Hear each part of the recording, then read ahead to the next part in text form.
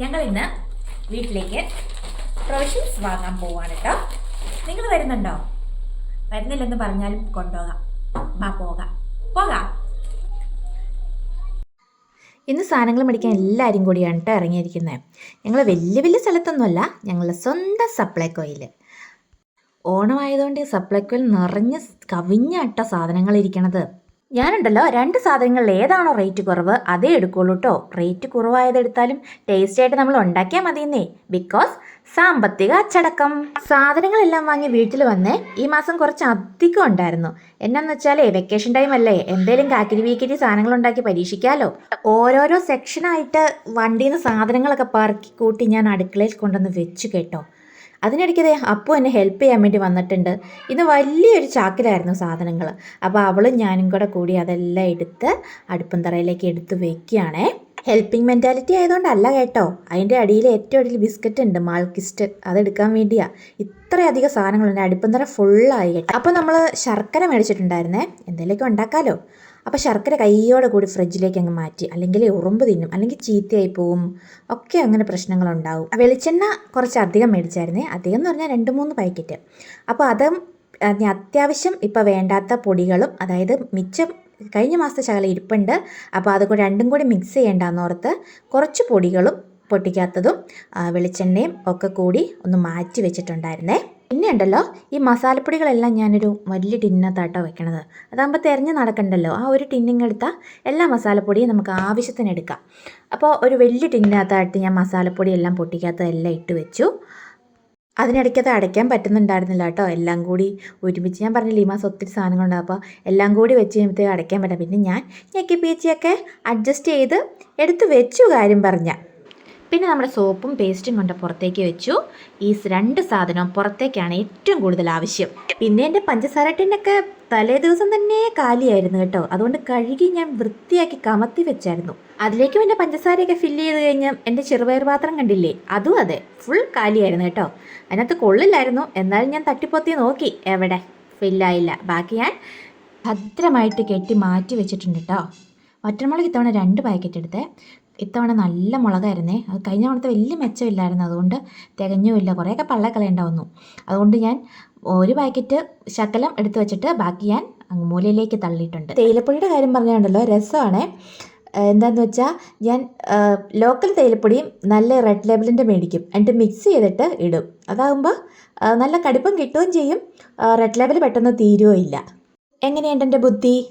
പിന്നെ വെളിച്ചെണ്ണയൊക്കെ ചടപടേ എന്ന് പൊട്ടിച്ചൊഴിച്ചു. എനിക്കങ്ങനെ വെളിച്ചെണ്ണ ഇങ്ങനെ ഒഴിക്കുമ്പോൾ പോവുമൊന്നുമില്ലായേ. അതുകൊണ്ട് അടിയിൽ പാത്രം വെക്കേണ്ട കാര്യമൊന്നുമില്ല കേട്ടോ. അതുകൊണ്ട് ഞാൻ പാത്രം വെക്കാറുമില്ല, പോവില്ലാത്തതുകൊണ്ട്.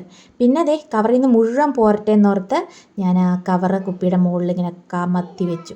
കമത്തിയല്ല, ഇങ്ങനെ നേരെ വെച്ച് ഫുൾ ചാടട്ടെ എന്നോർത്തിരുന്നു. അങ്ങനെ ഫുൾ ക്ലീൻ ചെയ്ത് എല്ലാം എടുത്ത് പറക്കി വെച്ചു. അപ്പോൾ കറിയൊന്നും വെച്ചില്ലല്ലോ. ഇച്ചിരി പരിപ്പ് ഞാൻ വേഗം കുക്കറിനകത്തിട്ട് കഴുകി അടപ്പത്ത് വെക്കാമെന്നോർത്തേ. പോന്നു കഴിഞ്ഞപ്പോൾ ശകലം മീനും കൂടെ വാങ്ങിച്ചിട്ടാണ് വന്നേ. അപ്പം ഞാനത് മഴയൊന്നുമില്ലല്ലോ, അപ്പം മുറ്റത്തേക്ക് ഇറങ്ങി വിശാലമായിട്ട് വൃത്തിയാക്കാമെന്നോർത്ത് മുറ്റത്തേക്ക് വന്നിരുന്നു. ഞാൻ നമ്മുടെ മുറ്റത്ത് മുരിങ്ങയുടെ ചുവട്ടിലാണ് ഇരുന്നേ. അപ്പം നല്ല കാറ്റൊക്കെ ഉണ്ടായിരുന്നു. അപ്പോൾ അതേ ഹമ്പാടിക്കൊണ്ടൊരു മാൾക്കിസ്റ്റുമായിട്ട് വന്നു. മാൾക്കിസ്റ്റ് ഭയങ്കര എല്ലാവർക്കും ഇഷ്ടമുള്ളൊരു ബിസ്ക്കറ്റ് അല്ലേ, നല്ല ചീസിൻ്റെ ഒക്കെ ടേസ്റ്റായിട്ട്. അങ്ങനെ അതേ മുട്ടയൊക്കെ ഉണ്ടായിരുന്നു കേട്ടോ അതിനകത്ത്. ഞാൻ ആ മുട്ട വേർതിരിച്ചെടുക്കില്ല. അപ്പോൾ അതിനകത്ത് തന്നെ ഇരുന്ന് ഇങ്ങനെ മുട്ടയിൽ ഇങ്ങനെ മീൻ വറക്കുമ്പോൾ മുട്ടയിലേക്ക് ആ മീനിൻ്റെ ടേസ്റ്റൊക്കെ പിടിച്ച് നല്ല ടേസ്റ്റായിട്ടോ. പിന്നെ ഞാൻ കുരുകുരാന്ന് ഇതേ വരഞ്ഞ് പറക്കി എടുത്തിട്ടുണ്ട്. ചാള അയലയായിരുന്നു മേടിച്ചത്. അപ്പോൾ അതേ ചാള ഞാൻ കുരുകുരാന്ന് വരഞ്ഞ് മാറ്റി. പിന്നെ ഞാൻ അയല അതേ ഫ്രിഡ്ജിലേക്ക് മാറ്റിയിട്ടുണ്ടായിരുന്നു. മീനൊക്കെ വൃത്തിയാക്കി കയറി വന്നപ്പോഴത്തേക്ക് എൻ്റെ പരിപ്പ് വെന്തിട്ടുണ്ടായിരുന്നു. ആ കുക്കറോട് കൂടി വാഷ് ബേസിൻ്റെ അങ്ങോട്ട് എടുത്ത് മാറ്റി വെച്ചിട്ടുണ്ടായിരുന്നേ. പിന്നെ ഞാൻ മീനിലേക്ക് മഞ്ഞൾപ്പൊടിയും മുളക് പൊടിയും പാകത്തിന് ഉപ്പും, പിന്നെ ഞാൻ മീൻ വറക്കുമ്പോൾ ശകലം ഫിഷ് മസാലയും കൂടെ ചേർക്കുകയെ നല്ല വേറൊരു ടേസ്റ്റാണ് കേട്ടോ. അതിനപ്പോൾ തട്ടിപ്പൊത്തി തിരുമി എല്ലാം മാറ്റി വെച്ചിട്ടുണ്ട്. 1 2 3 4 5 ഒരു 5 മിനിറ്റ് വെച്ചിട്ട് നമുക്ക് വറക്കാം. 5 മിനിറ്റ് വെക്കാനേ പറ്റുള്ളൂ, കാരണം എല്ലാവർക്കും നല്ല വിശപ്പുണ്ട് ഇന്ന്. താമസിച്ചു പോയി. പിന്നെ ഞാൻ ഇച്ചിരി വറ്റൽമുളകും ഉള്ളിയും കൂടെ ക്രഷ് ചെയ്തൊന്ന് എടുത്തു. നമ്മുടെ പരിപ്പ് താളിക്കണ്ടേ, ഗ്യാസേൽ മൺചട്ടി വെച്ച് അതിനകത്ത് എണ്ണ ഒഴിച്ചു. എണ്ണ ഒഴിച്ച് കഴിഞ്ഞ് അതേപടി തന്നെ എണ്ണയുടെ പാക്കറ്റ് എണ്ണക്കുപ്പിയുടെ മുകളിലായിട്ട് തന്നെ എടുത്ത് വെച്ചു കേട്ടോ. എണ്ണ മാക്സിമം ചാടട്ടെ എന്നോർത്ത്. പിന്നെ ചട്ടി ചൂടായപ്പോൾ എണ്ണ ഒഴിച്ച് കഴിഞ്ഞിട്ട് കടുകിട്ടു. പിന്നെ നമ്മുടെ ക്രഷ് ചെയ്ത മുളകും ഉള്ളിയും ഒക്കെ ഒന്ന് വയ്യ വാട്ടിയെടുക്കുക കേട്ടോ.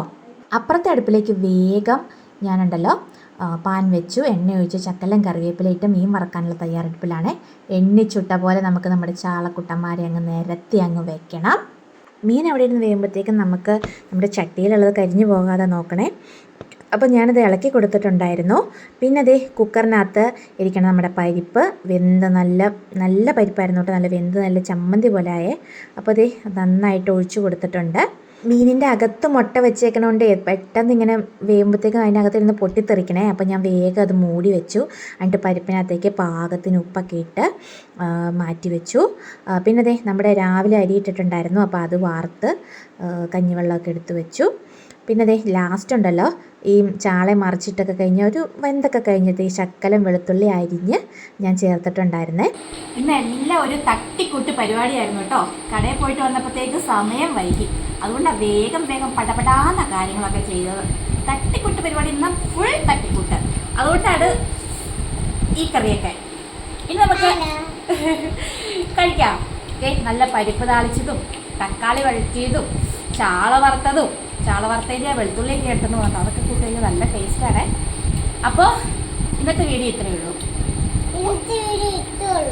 ഇത്രയേ ഉള്ളൂ. Tata bye bye. Okay, see U.